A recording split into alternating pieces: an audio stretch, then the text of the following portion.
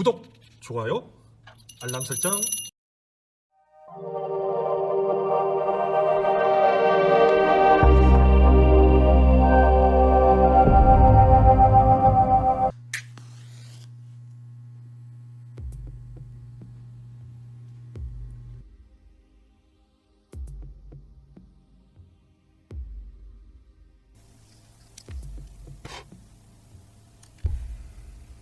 간증사연 네 번째 이야기. 우리 집에 귀신이 산다. 주님을 알게 된 그 사건. 챕터 4. 네 번째 마당. 전에 살던 집주인과 스님의 갑작스러운 방문, 그리고 무당굿. 안녕하십니까. 간증TV의 데이빗입니다. 네 번째 마당으로 돌아왔습니다.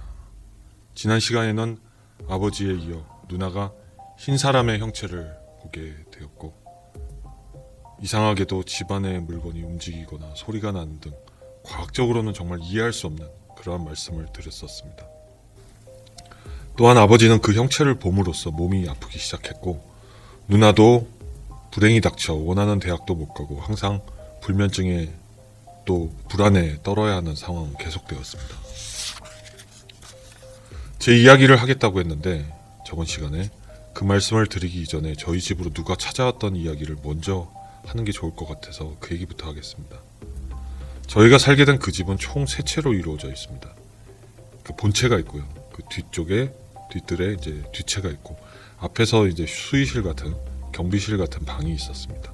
거기서도 뭐 난방이 되고 따뜻하게 뭐 누가 거주할 수 있는 곳이었습니다. 그 집의 전주인은 전 국회의원이었습니다.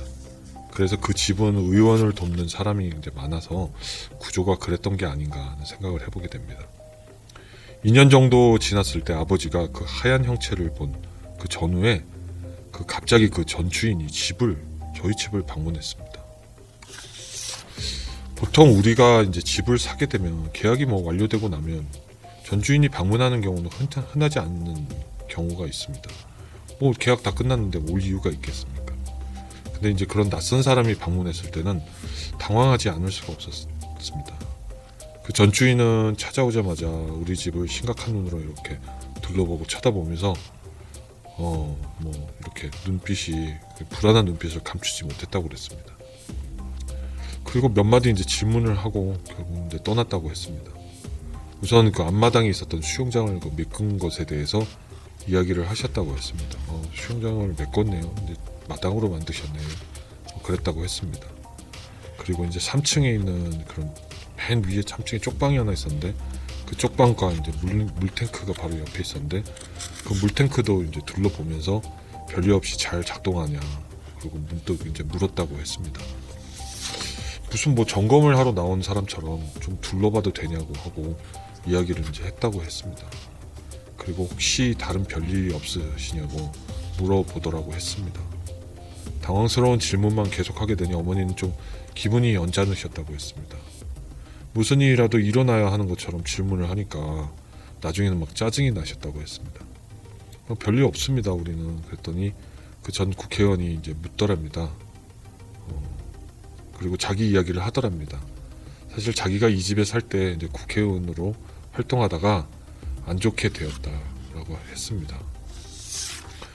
국회의원으로서 이제 하지 말아야 할 행동이 이제 밝혀지면서 국회의원직을 이제 내려놓아야 했고, 그것으로 이제 실형을 살고 감옥을 다녀왔고 가족을 다 잃었다고 했습니다. 이제 다시 일어서려고 이제 노력하고 있다고 했습니다.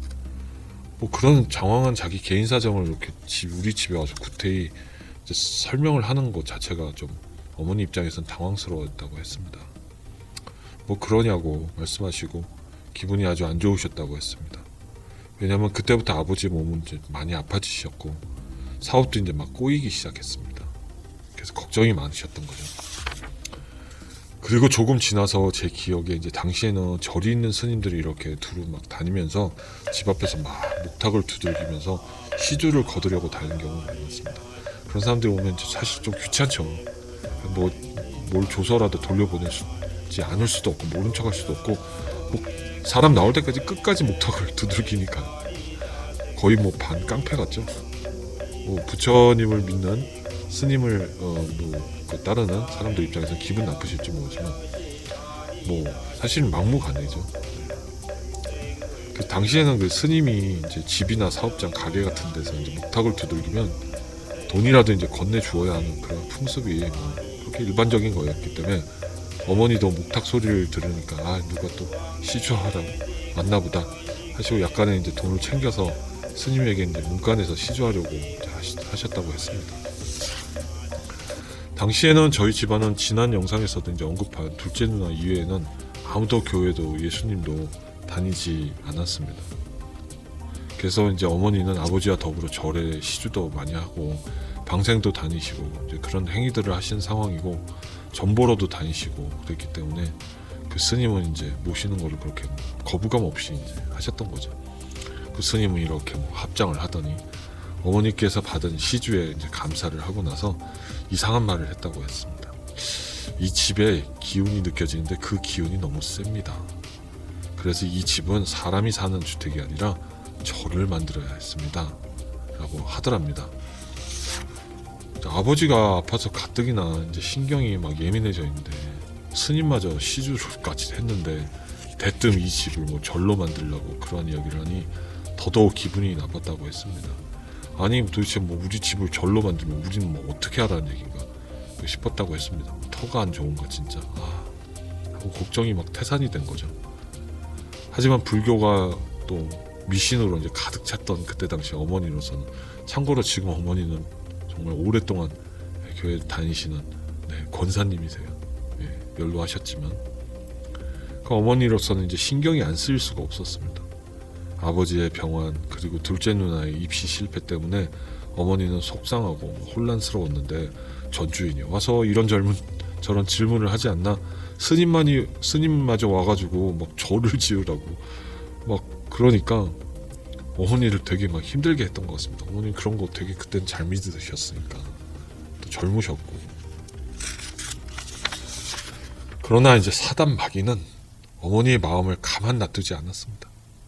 어머니는 미래가 답답하시고 그러니까 점집을 찾아갔고 아버지의 건강이나 뭐 사업에 대한 거나 그리고 이제 자녀들의 어떤 걱정, 교육 그런 거를 위해서 이리저리 질문하고 이제 답을 얻는 과정에서 점집으로부터 제안을 받습니다. 뭐 무당구슬 한번 해보라는 권유를 받습니다. 지금은 뭐 도시는 모르지만 아직도 시골 같은 경우는 무당굿이 이제 벌어지고 있을 텐데 당시에는 구판이 벌어지는 것이 뭐 서울에서도 아주 흔한 일이었고 막 꽹가리 치고 막 쿵쾅 소리 나면 동네 사람들이 어디서 굿 하나 보다 그리고 이제 다 구경하는 그런 상황이었죠. 그러니까 어머니는 이제 큰 투자를 해서 이제 굿을 준비했어야 했습니다. 굿에 임하는 사람도 이제 마음과 몸을 정결해야 한다고 저는 아버지와 또 누나들은 어머니와 이제 대중 목욕탕을 가서 몸에 막 때도 밀고 깨끗이 씻었습니다. 단지 둘째 누나만 너무 힘들어했습니다. 둘째 누나는 믿음의 저희 집의 구원자니까요. 구원을 해준 사람이니까요. 그리고 이제 구판이 벌어지는 당일은 누나는 집에 있지 않았습니다. 막 상이 차려지고 화려한 옷을 입은 무당과 악기를 연주하는 박수들이 이렇게 준비를 하고 굿이 이제 벌어졌습니다. 어머니 쉬지 않고 두 손을 막 비비면서 끄떡끄떡 절하는 모습이 기억이 납니다. 어린 나에게도 그리 좋아 보이지는 않았습니다. 저는 그저 그 쾅쾅거리는 소리를 들으면 머리가 막 어지럽고 아팠습니다. 아무래도 눈에 보이지 않는 악한 영들이 득실거리면서 같이 이제 춤을 추었을 것이고 우리 가족들의 영을 이제 파먹고 있었을 겁니다. 저희 둘째 누나는 어디 가서 가족들을 위해서 절실히 기도하지 않았을까 생각해 봅니다. 교회를 가진 않았을까 생각을 해봅니다.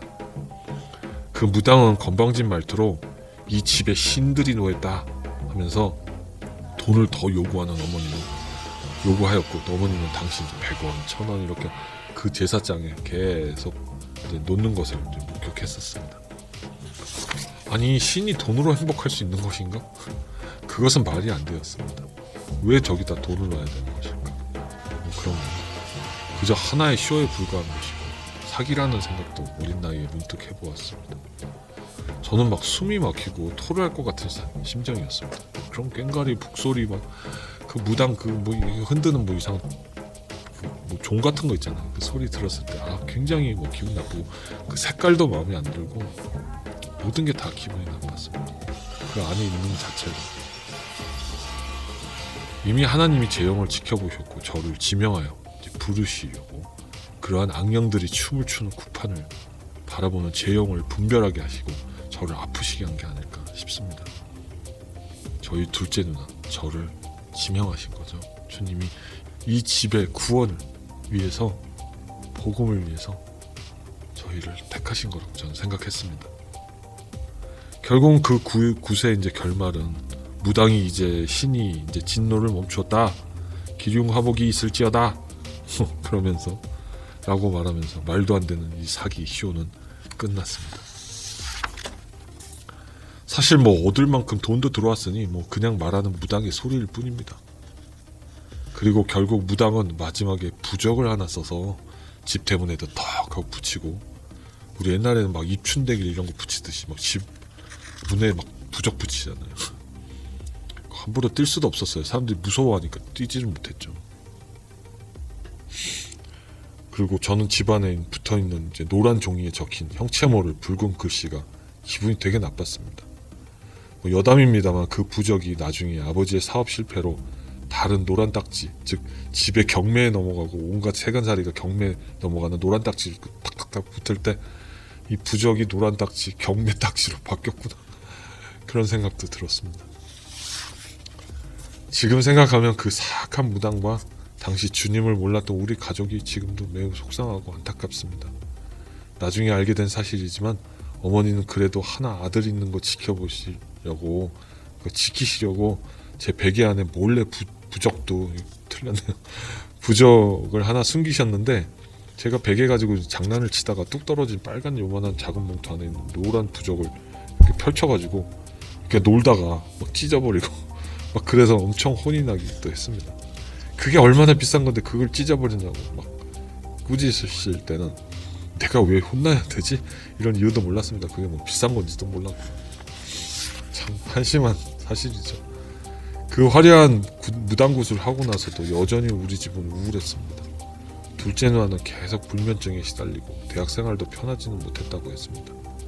저는 결국 이제 중학교로 이제 올라가게 됐고 여름 방학이 되었는데 여름에 문득 자다가 그 하얀 형체를 드디어 보게 됩니다. 그 하얀 형체는 저에게 어떻게 다가왔을까요? 지금도 생각하면 그 모습은 정말 끔찍합니다. 상상할 수 없는 악한 영이 저를 짓누르는 그때를 생각해 봅니다. 수십 년이 흐른 지금도 저를 지키시고 보호해 주시고 안아주신 오직 주님께만 감사합니다. 우리는 눈에 보이지 않는 영적 전쟁을 하고 있습니다. 그것들은 선한 모습으로, 즉 광명의 천사로도 찾아오지만 때로는 일그러진 추한 모습으로 우리 영을 불안하게 하고 우리를 주님께 멀어지게 하려고 방해합니다. 저는 그때 그 악한 영의 존재를 몸으로 느끼고 눈으로 보게 됩니다. 도대체 그 모습과 나에게 어떤 짓을 했을까요? 다음 시간으로 돌아오겠습니다. 여러분 감사합니다.